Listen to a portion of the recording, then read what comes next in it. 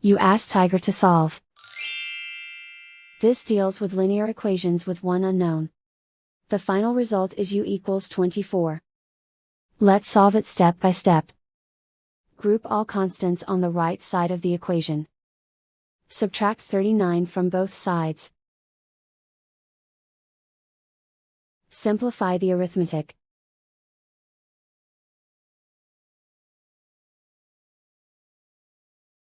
Isolate the m. Multiply both sides by 8. Group like terms. Multiply the coefficients. Simplify the fraction. Simplify the arithmetic. And so the final result is u equals 24.